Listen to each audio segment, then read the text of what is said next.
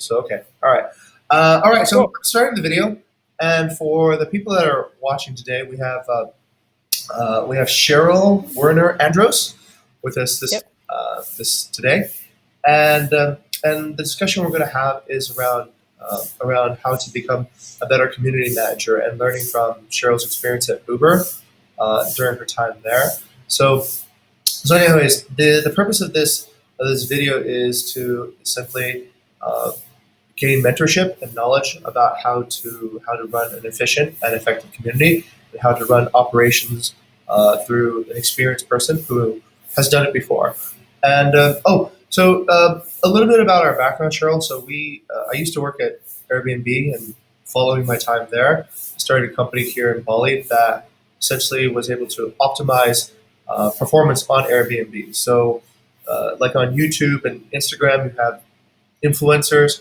We became an Airbnb influencer. So altogether, we have something around the order of about 30,000 reviews and about 180 properties that we manage here in Indonesia. So business was very good up until about March, and then business went down to zero. So then our company went into research and development mode.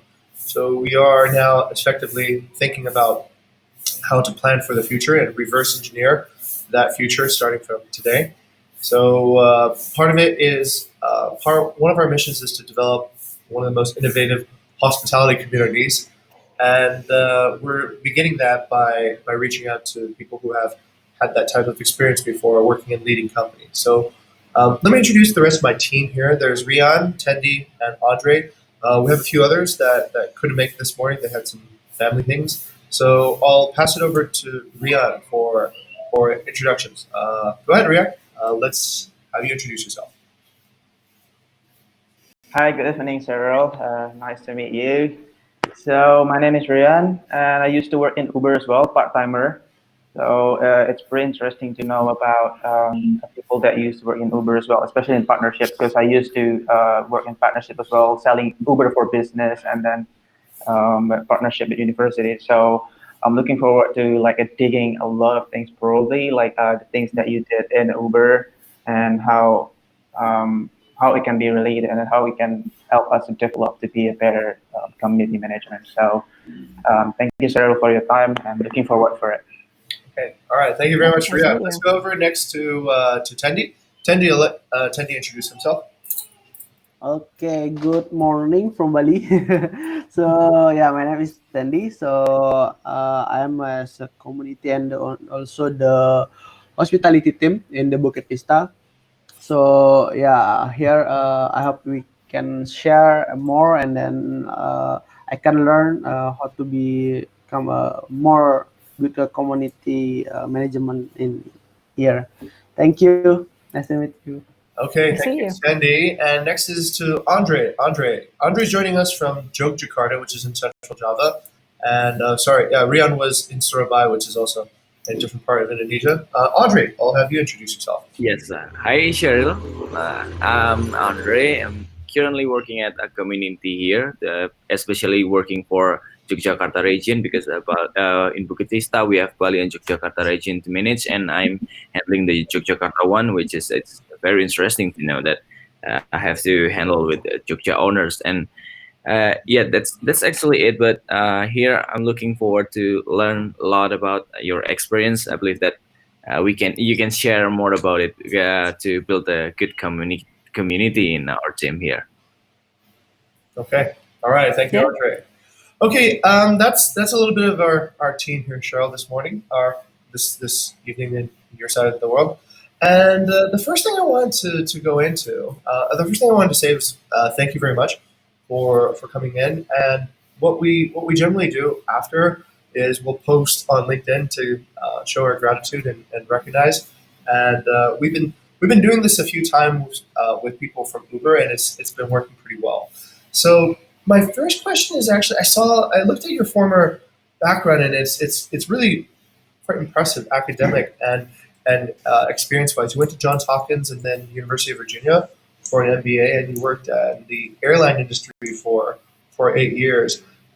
Maybe you can tell us a little bit about like how your career started. Like how did eventually you get into Uber doing community operations? Sure. Yeah, so I was heavily in the sort of travel transportation industry. So felt your pain in these recent months where it just sort of went to zero, which is a weird thing after being so involved in it and knowing so many sort of friends and colleagues in it. So I switched into it at business school. I was previously a consultant and actually spent some time on your side of the world in Thailand working in international trade was sort of my previous career, doing a lot of data analytics around that.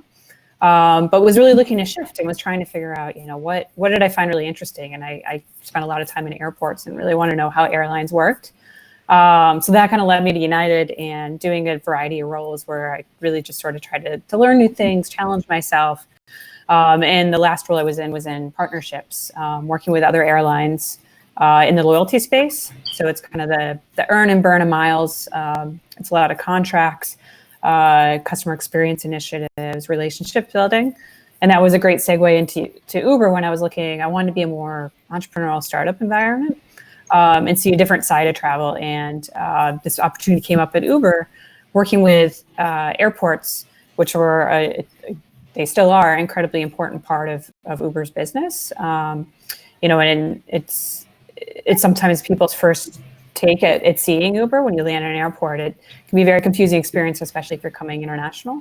So having that familiarity and ability to do something even over your phone is a great experience. And so worked with airports to really build up the Uber brand. There have been some ups and downs over the years, but it's in a very, very good place now. And so building those relationships, then enabling new tech, and also just looking at the customer experience, and trying to find initiatives across all the US of different tech we could launch or improvements we could make and really scaling it to grow the business. Wow. Okay, that's actually really, really fascinating. So I've seen a lot of rideshare companies here, even in Indonesia, partner very aggressively at the airport. Like there'll be, and I remember it's a very uphill battle. I remember at first, I think airports had relationships with incumbent taxi companies, and then now they pretty much only have relationships with like the rideshare companies for Southeast Asia. So I'm actually that's fascinating to me in terms of like how you actually enter a market space. And I did see that you have previous experience at airports. What sort of was the biggest challenge into, let's say, displacing the incumbents and gaining traction with the airport managers?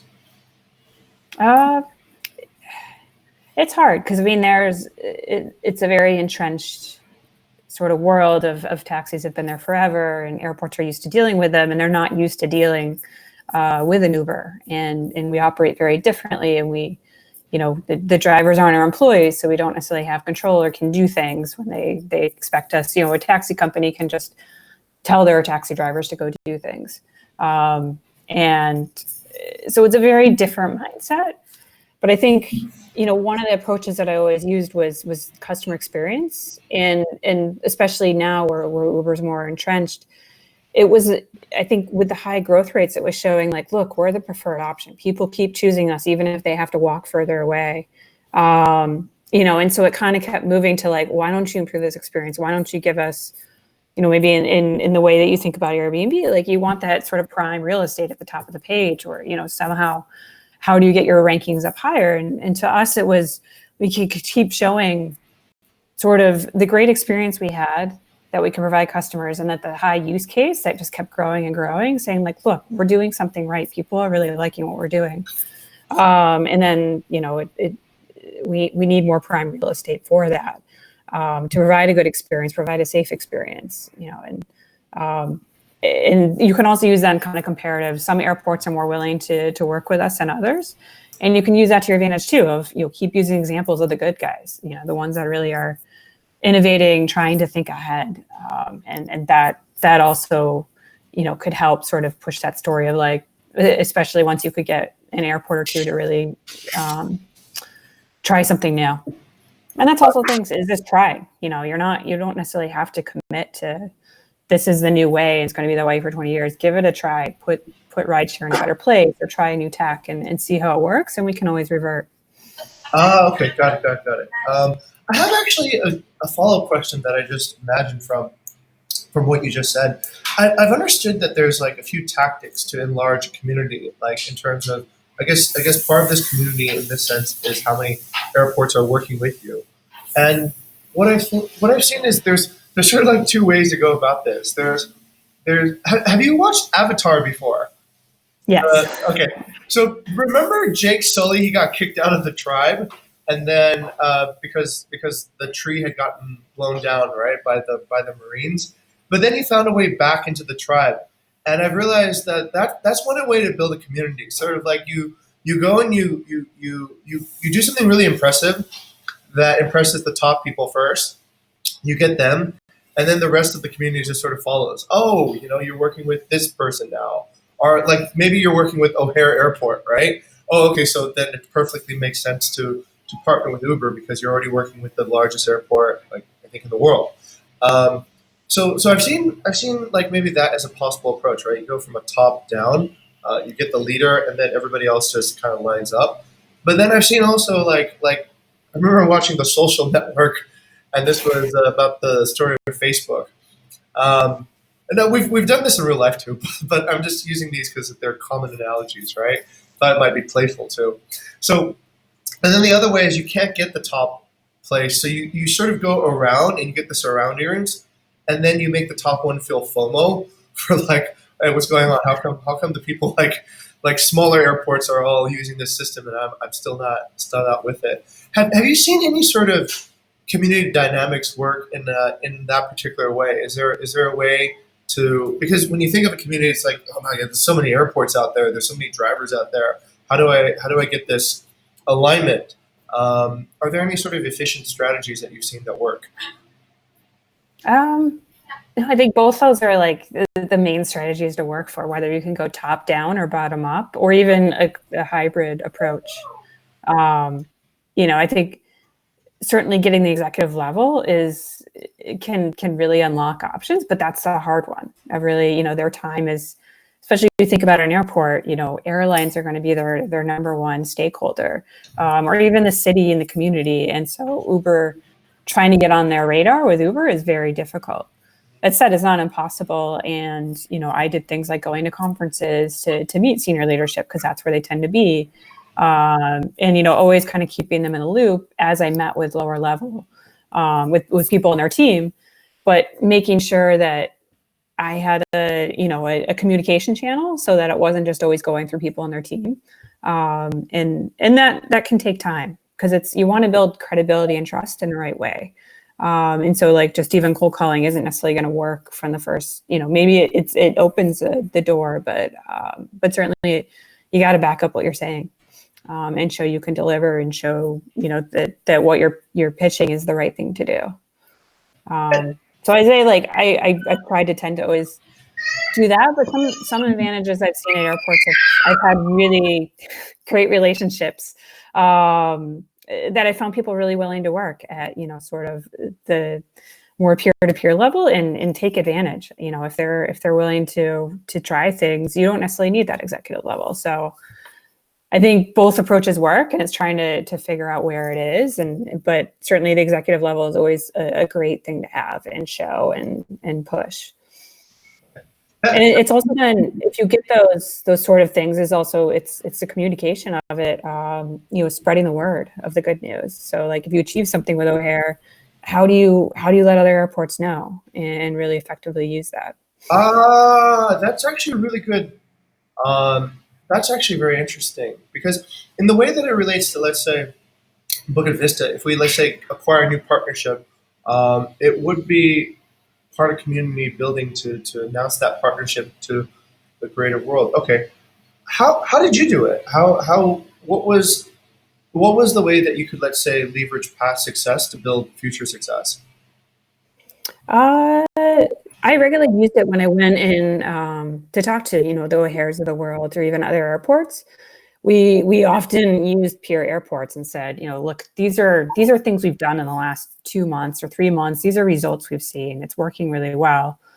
And we want to do it with your airport, or like, even when you're saying, okay, we want to do this and we want to communicate, like we see this as a success. We really want to spread the word about this with other airports. And sometimes even we'd ask, would they be comfortable talking? If we let other airports know, would they be willing to talk to them if they, we shared their information, which is another great way. So they get sort of direct feedback from the source.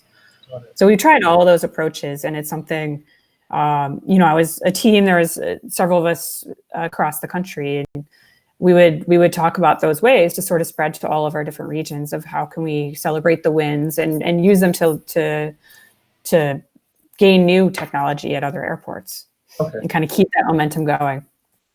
And part of these approaches and going to these stakeholders who have decision-making capability, as community managers here at Bukit Vista, we've noticed that when we try to roll out programs, it can be difficult to get the engagement level up. Like most recently, we're trying to create a COVID-safe cleaning program at our properties, whereby we have the same control, I'd say, situation as you do. Like we don't directly employ the properties; we work with them in a partnership, and so we can't really make them do it. But the motivation in getting people to sort of adopt new practices is a similar struggle that we also face.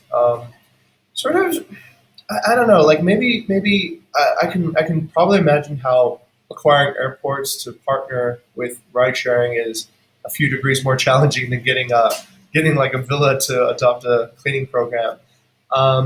In the case of community engagement, if you don't see, let's say, the stakeholders engage, is there an expectation setting, or is there sort of a way that you can change the reality that you implement to make things work a little bit more smoothly?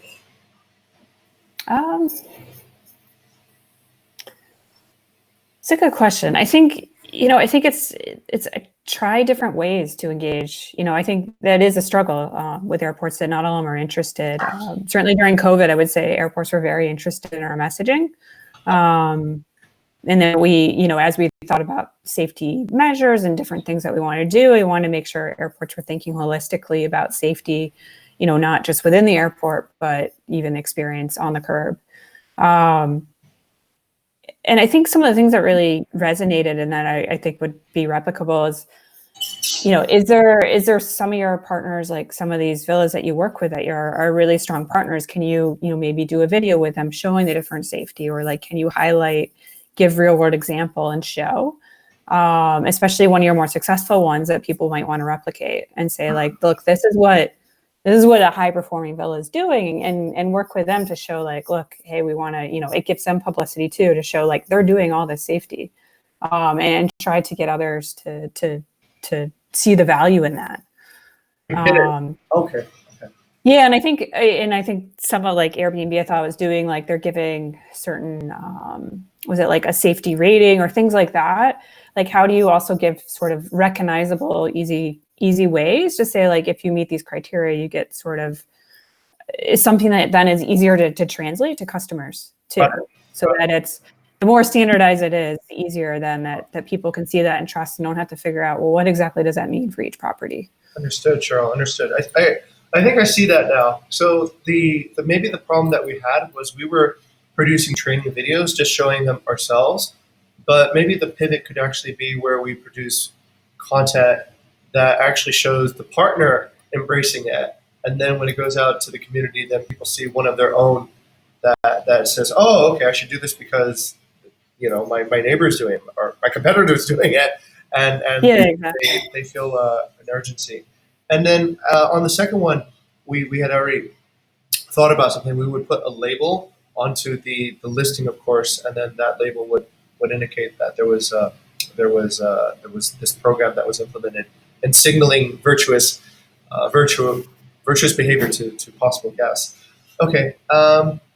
Yeah, I think that the labeling can really help. Like, I think of an example of apartment building I lived in years ago, where somebody was worried about security. And so they said, hey, I got some security company to come in and put, I think it was some sort of like double bolt lock, but you could see it from the outside. So I felt like everybody signed up for it because it was like, well, you don't want to be the door that you can tell doesn't have the extra security.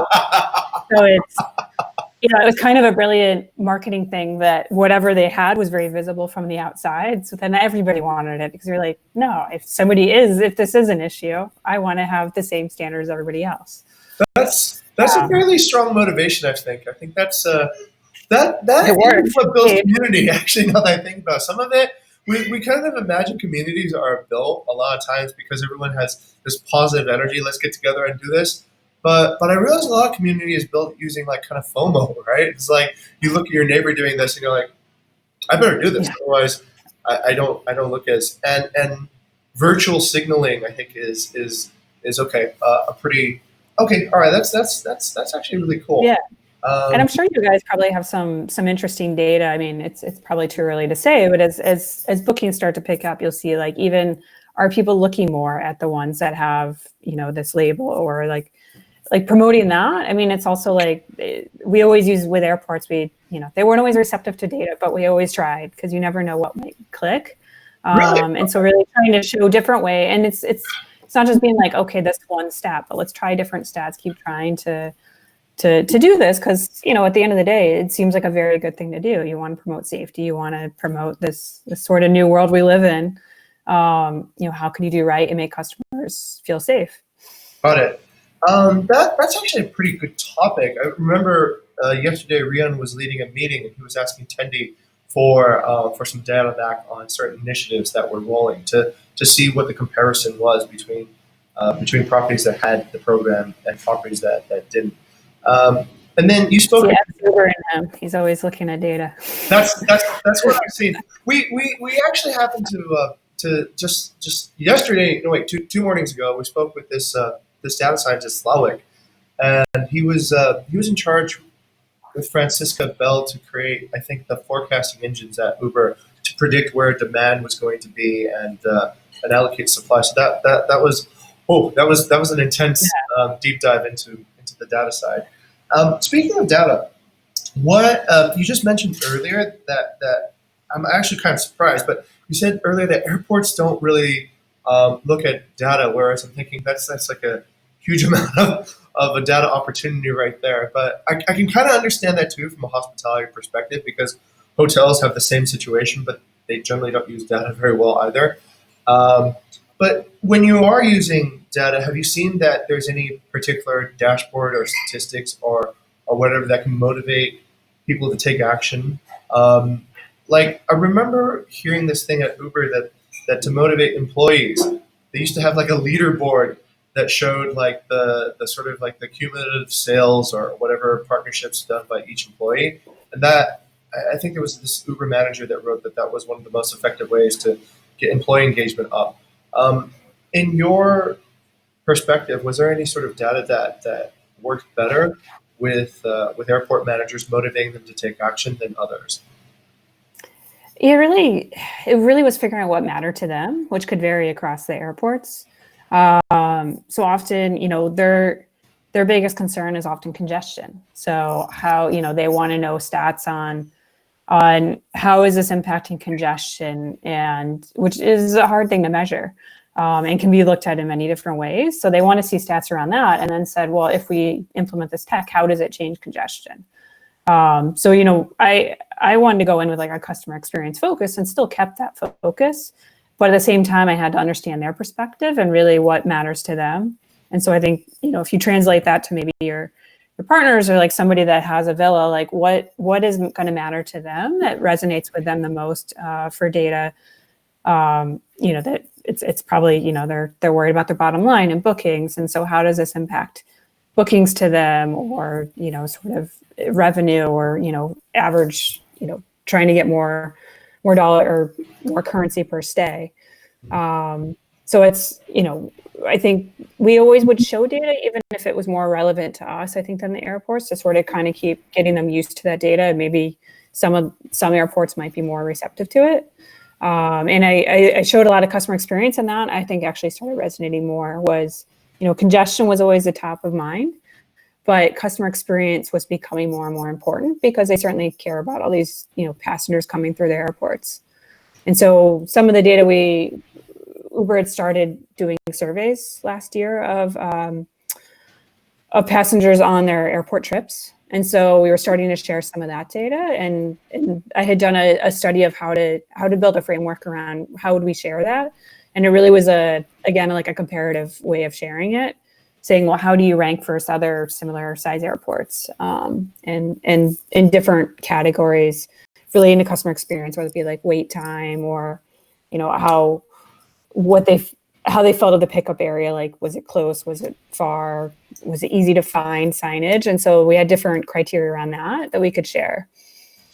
Okay. And so it didn't necessarily deal with congestion, which was always top of mind. I always felt like I had to bring that kind of data with me as well. But started to get them thinking about, rideshare is not just the cars on the road, but there's more to it.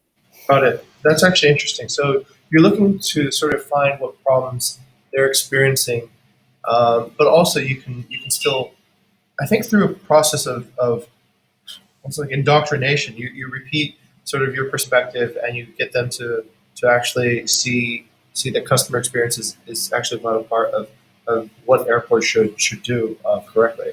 Okay. Was there any point where you saw, let's say, counterintuitive data trends? I'll give you an example, like in our world. So what we've seen is actually by lowering the price for a property, you tend to actually do better over time. And for a lot of new property owners, that's very counterintuitive.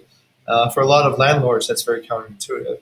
But what we discovered, first we saw the data, and then later we discovered the principle around that was most people approach, let's say, renting a property like maybe the way that you're selling a paperclip or something, a paperclip. So they think of it as this costs 10 cents to manufacture. If I sell it for 9 cents, I lose a cent on each paperclip. But what it's more like is it's more like vegetables or fish. It's sort of like this inventory that expires tomorrow unless you get rid of it today. So even if you don't necessarily make money on that particular room night by selling it, you still get income, and that income is still better than and that can defray a cost for a night where that actually protects profit for a night that and such. So in that particular regard, have you seen any sort of similar situations, and is there a similar way to persuade people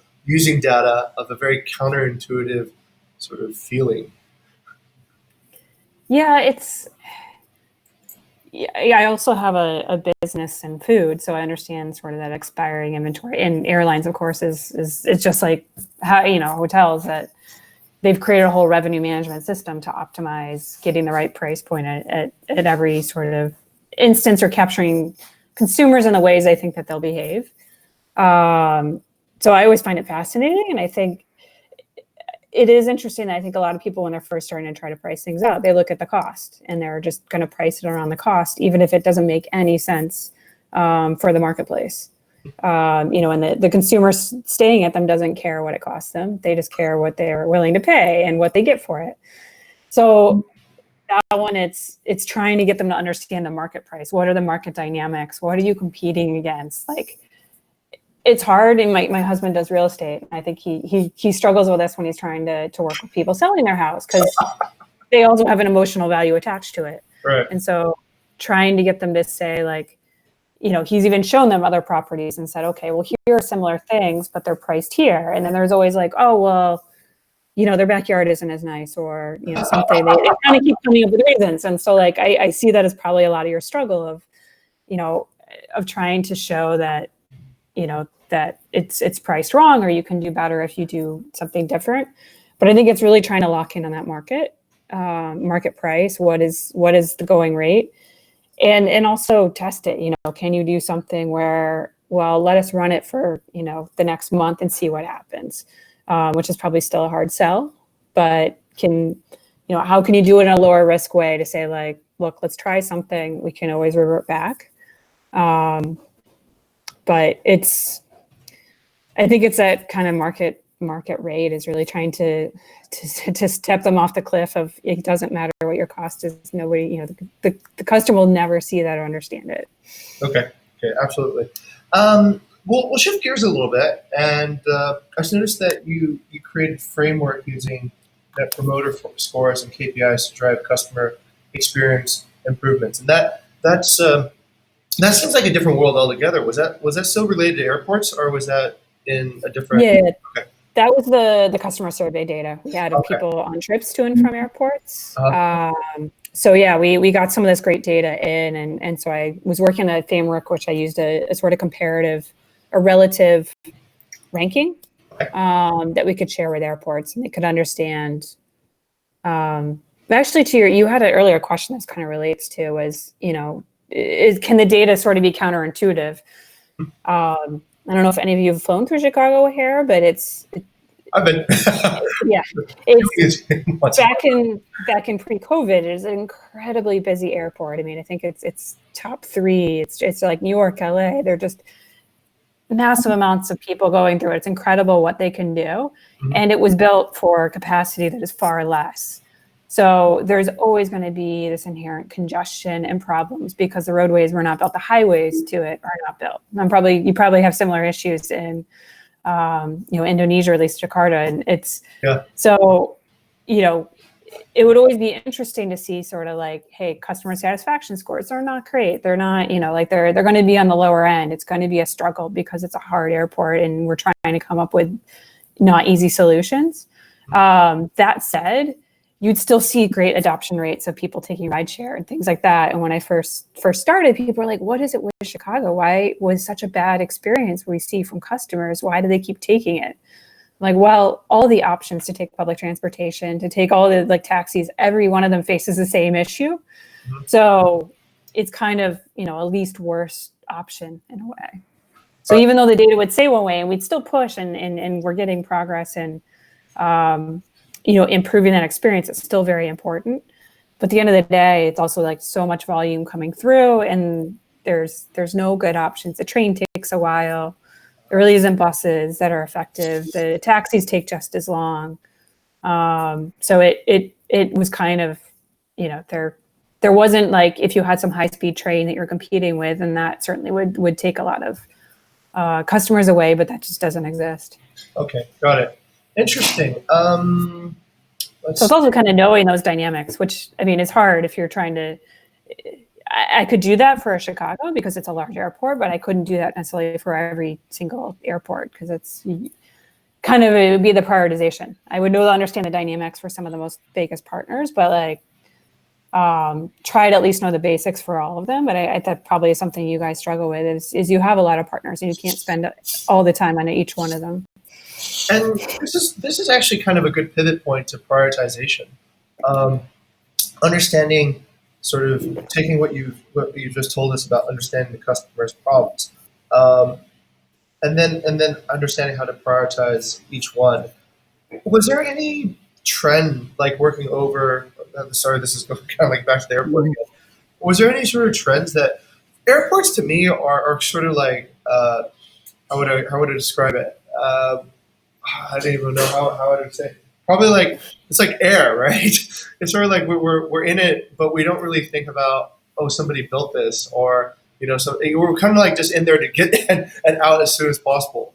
But understanding like from your perspective, was there any way that you saw how airport managers prioritized their particular problems? So you mentioned congestion was a leading one, and then you mentioned that customer service was something that you were trying to promote. Were there any things in the middle that they were sort of thinking about? And were you able to like think of a way to, okay, maybe their number one priority is congestion. Was there a number two, number three priority that you could sort of leverage and work on and present a solution to?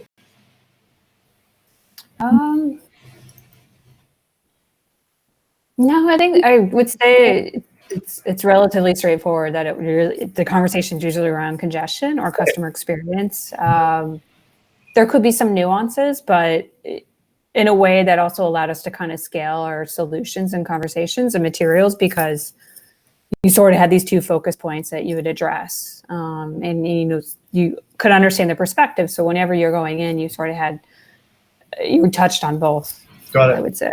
Got it. Okay. Yeah, and we had a lot of materials that we try to use that, like, I wouldn't have to build, if I brought in a deck, I'm not building it from scratch each time, but trying to really leverage, what I had for other airports and what other people were doing to really to drive the conversations at more and more airports. Okay. Got it. Okay. I got a question actually from Andre here, and I'll let him chime in. Andre, so you have a question about monitoring community engagement. I'll go over to him. Yes, actually, we are now facing a hard condition with coronavirus like this, and we're kind of limited to see people in person or in face. And I saw that you are talking also about the perspective. We have to put ourselves in the perspective of our community, and we have to make sure that every program or everything that we want to show, we want to do is make it easy to our community. So what I want to ask you is actually, how do we want to monitor something to that? Let's say we have a program this and we are not able to see them in person. We are not able to see them in the field. And how do you guys keep monitor something program like that in kind of maybe like do it online or something like that? I'm just curious about that because we are also trying to monitor something like to make it very professional to our community are working in some program in our company. It's very hard. It's a struggle that we're facing. Because that's what, before all of this, I was regularly visiting airports on the ground. It's the best way to understand what's going on. I would say there's some things like what Uber rolled out with making face masks mandatory in the US, and it's been rolling out internationally. That they then rolled out you have to take a picture with the app, that the driver has to do that to show, so they can do real time, ensuring and monitoring of it. That said, that technology is not the easiest or cheapest, and it's really hard. And I would say that you almost have to be on the ground at some point if there's a way to do it safely and legally, and following whatever guidelines are in place at the time for your sort of local community and region. But I think you can also then use, if you have two sort of perspectives. You have the property owners you're working with, you have the customers. So I think you're also going to get the feedback from the customers if things, aren't happening. Sometimes they're not going to be accurate. I'm sure you have that issue, but it does sort of give you a signal if the right things are being done. It's just something that I think we're all still trying to figure out. You've hit a huge change of this sort of lack of contact, lack of being on the ground, lack of seeing things is incredibly difficult. Got it. Just to ask a follow-up question, Andre, on Cheryl. Yeah. So the drivers, they need to is this a daily process where they take a photo of themselves wearing a mask, or is it just once and sort of that's it? No, there's some sort of time interval, but I'm not sure. Oh, wow. It's. I mean, I don't know if it's weekly or but there's. Okay. So they did have so Uber already had technology because there was some. They'd already built some just to make sure that the driver was the person that's supposed to be the driver. There's different safety initiatives we had in place, so they could kind of leverage on top of that. Wow. So it makes it harder. Apple had to work a lot on. Facial recognition and expected the whole face. So I know a lot of that technology that companies have had to change that when you suddenly have a mask. Okay. So yeah, but I think safety has been such a key priority and ensuring that the right things are happening. Excellent. Okay. I see that Tendi actually has he's got two questions here. So I'll pass it over to Tendi now. Go ahead, Tendi. Sure. Okay. Hello, Sheryl. Hello. Okay, so I just want to asking since we also trying to work with the cross chapter, for example, in the community to the content team or to the revenue management team to build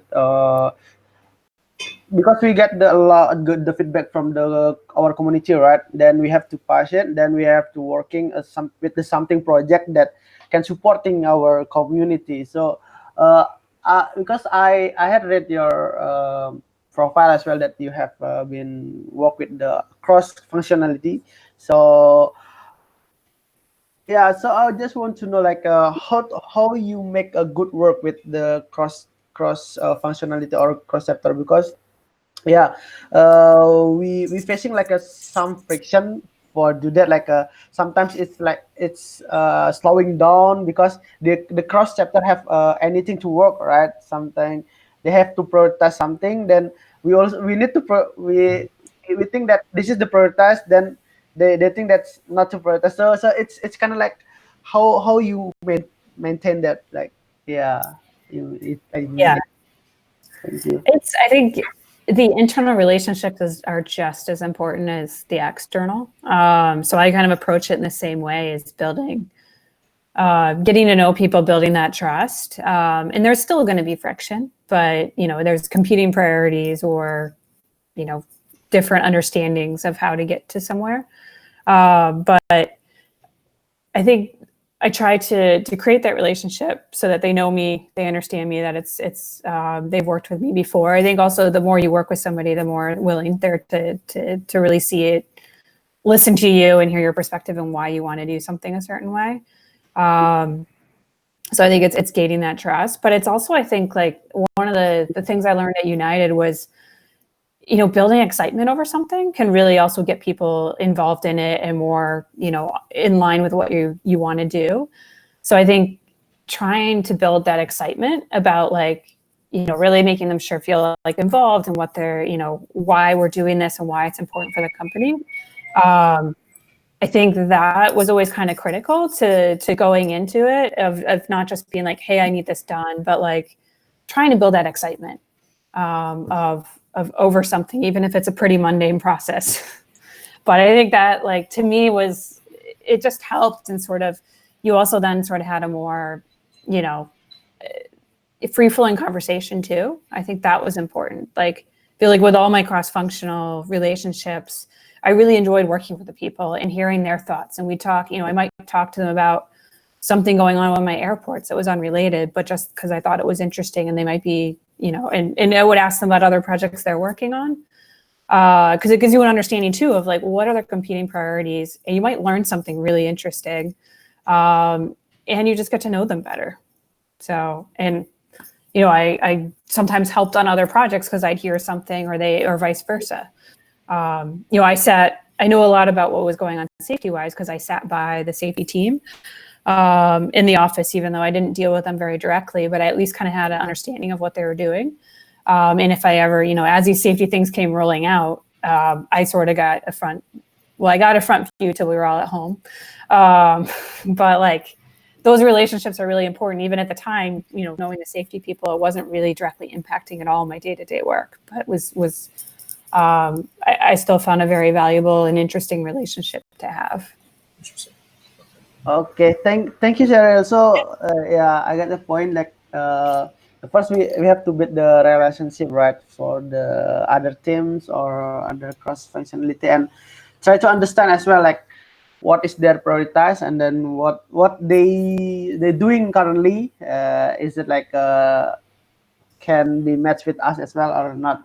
And then like maybe just a follow up question, like did you make like what's called like how you create a system that like when you have a project with other person that that you can make sure that the project is done correctly? Like, did you have like a something system or like something tools that you use it for maintain your project, like this is the step is done or not yet, and then like anything, like maybe you can share it. Yeah, I did sort of do some tracking, especially.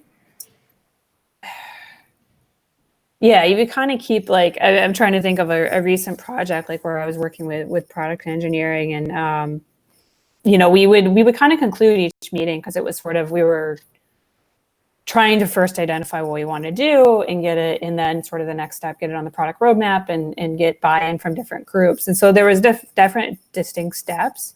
So we had sort of regular syncs, whether it be once or twice a week or even a jam session early on. I think with the important thing is when we were ending it was sort of like following up with saying, okay, next steps. Does everybody know what their next steps are, what they're going to deliver on? And sort of laying out the timeline. And so I think we would do that and agree. And if we had to bring in other people, that was kind of critical. So that would go on within that group, and we kind of keep running documents of the different steps and different timelines, and sort of thinking ahead to like, well, if we need this by Q3, what do we need to get done? And then I would use some of those documents to let my leadership know of how this project is going, but kind of in a more summary form.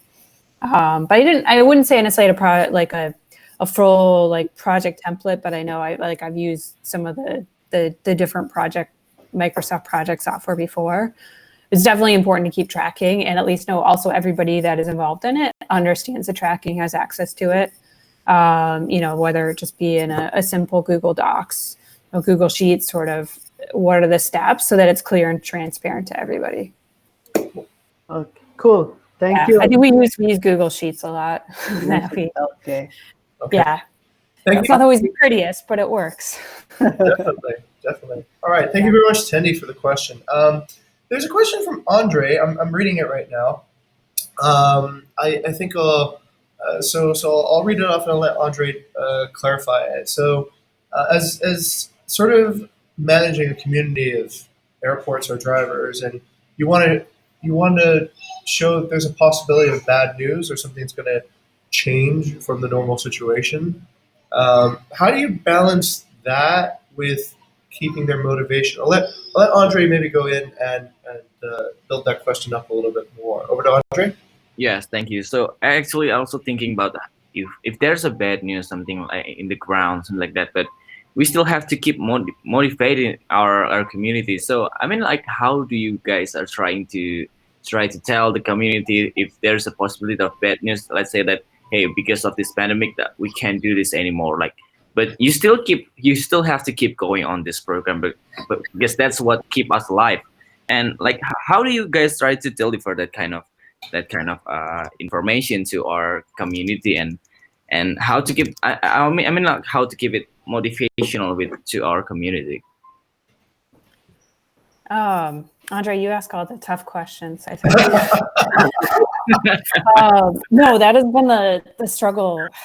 I think this weird time and so much unknown, and people wanting to give up, or especially travel and hospitality. It's hard to know what the future is, and so I think early on in this, when we started talking to airports, doing safety, one of the things we always kind of tried to incorporate was, okay, these are all the safety efforts. This is what we're thinking about and want to approach.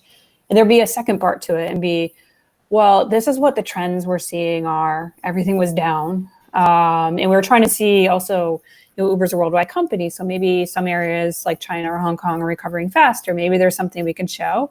So we're trying to also show like, hey, we're closely monitoring this. At some point, this is going to get better. We're trying to figure out when that is and share that with you as quickly as possible. So that kind of helped put more of a positive spin. Like, it's acknowledging that this is a terrible time and, business is down for everyone. But, also trying to say like, look, we're following it. And so maybe if there's some way that you can look at trends, is there things that you can see in other regions, and eventually it's going to come to Bali or in Indonesia as a whole. Like, even things we were looking at, ours was sort of airport focused. So we looked a lot at like, well, what are airlines doing, or what can we see? Hey, Australia is starting to pick up, although not to Indonesia, unfortunately, but like, what we're starting to see these bubbles sort of open up. They're starting to fly more. So we think it's coming. We're closely monitoring it. Like, I think we are trying to show value to airports of hey, we're on this. And I know they're talking to airlines and seeing that same sort of data, but show that we're also there and understanding it, and want to closely monitor it, and want it to jump at it when things are back. We don't want to be caught flat-footed. So I think that was always like, we always had those two messages, and I think they were very powerful together. Is whenever I talk to airports, that you sort of you have to acknowledge the reality of the situation, but like, how do you keep focusing on what's coming next? Got it. I got It it. can't really get worse. So unfortunately, that is true now. I think we've hit the we've hit the bottom now, and it's more like it's a long way to rebuild up. well, it's the uncertainty of like, is it going to come up and down, and the frustration and the financial burden of that. But For sure, for sure. There was Andre. There was a similar discussion we had in our revenue management team just yesterday, and it was about this process of giving a forecasting. And I was kind of connecting it with what Cheryl just said. That we realized that there probably isn't a way that we could actually give a 12-month forecast at the moment if we take on a new partner. So what we eventually agreed is that it's probably better just to be in. It's actually good. It actually kind of becomes a good thing. Like when you can't give such a long forecast, then you can check in regularly with the owner and just say, okay, we can't give you a good idea of what's going to happen now, but we probably will have a better idea next month. And then so you don't give like an accurate forecast based on what you know today. You just give an improved forecast, and you promise an improved sort of understanding of the situation as time goes along, which is fairly logical too. I mean, like, yeah, that's natural, but it also I think sets the correct expectations around what is possible and what is very not possible. Okay, cool. Let's see if there's any more questions that anybody has. There's one. Coco in Spanish is a 2017 film directed by Adrian Molina, starring Anthony Gonzalez. Turn on. Yeah, I have Google Home here. Sorry, I can't find Bukit Vista 4. Please make sure that the device is turned on and connected to the internet. Sorry. Yeah. she's angry at you. Yeah. Google Home doesn't like it. Okay. Better apologize. Okay, but okay. I think we had a question about a CRM. All right. So currently we're around like 180 or 180 partnerships right now, and we've been able to kind of barely get away without using a CRM at the moment. Actually, that's curious because do you need a CRM? Right? Like I imagine there's probably less than 180 airports in your vicinity. Or would you need a customer relationship management software to keep track of all these relationships and such, or is it like I can still kind of manage without one at this point? We do it very essentially. So it's handled through the main Uber channels. So like, because they want consistent messaging. I mean, it's the scope and size of the company. And it's also the sensitivity around, how many messages drivers get and making sure, especially now, there's a lot of focus on safety. So like not inundating them with too much, making sure they see the safety anything safety related. I see. So yeah, but no, I think it's smart. I mean, like the Sierra, like I think if you're able to get away for as long as possible without it till you see the investment worthwhile. Mm-hmm. As long as it's not so it's that it's difficult and time consuming to do. But I think the standardized messages can be really powerful too. Or sometimes even like you could follow up, you still follow up with individual properties and have that personal touch, but but to consumers and stuff, like I think you can get away with a lot of that. Okay. All right. Standardized message. Yeah, but I think it's also, can you show, as you think through COVID, I mean, it's, I work a lot with my other business with like restaurants and things like that, and they're trying to figure out how they can sort of distinguish themselves a little different. So is there ways that, you can think about that with properties? The safety thing, but a lot of people are going to be doing that, but that's critical. But is there other things they offer to make them stand out? I mean, you probably think through all of this already, but yeah, it's a hard one. But trying to attract people to yours. And price is always important, but the marketing is super important too. It can really sell. Okay, got it. All right, that pretty much is it. We've sort of finished, and we got basically a lot of our top questions and our friction points to discuss. Let me just take a quick round and see if anybody else has any other things they'd like to mention. Over to Rian first. No, I think all good, sir. And I got all the things covered because the essential part I want to know is about CRM. And then as Sarah said, it's pretty essential as I try to develop the CRM as well. And I think it's a pretty good fit for us to build a CRM and how the essential part of CRM can build a relationship, especially for automation workflow, because it's pretty important to send like a template message to the partner so that we can keep on track on how's everybody doing. So I think for now I have everything's covered and no, Okay. All right. all good. Thank you very much, Ria. Let's go over to Tendi. Okay, yeah, from my side, I think that's pretty much clear for have the our community as well. Maybe there's one last question that maybe just 1 minute that you can answer. Just like because currently we are mostly working on the project, right? So we need we need like a setting a right KPI that I read that yeah, you had been working on that. So I just want to know how usually you create a right KPI, like what is the what's called the reference or source that you use to make a right KPI to reach your goal like correctly or with the on time like that. Yeah, usually you want the KPI to be easily measurable, so that it's based on some sort of standardized data, whether it be bookings or length of bookings or whatever. So something that's easily measurable, but you also want it to reflect sort of result that you're looking for, whether it be financial, or even we did a lot of customer survey data, so that it will go with the financial, but it isn't always directly linked. But it's certainly important. There should be a correlation. So we looked a lot at things like wait time that we could easily measure, and we sort of felt would correlate then with people booking trips and their satisfaction and things like that. So like that was one, but we also had the customer survey data we looked at. And we had like different financial metrics, but I think you don't want too many, because I think we like to have just a couple that seem to always simply say what our strategy was and if initiatives would drive towards improving those KPIs. I think that was what we looked at. Okay, thank you, Cheryl. Yeah. Okay, fantastic. Let's go last to Andre.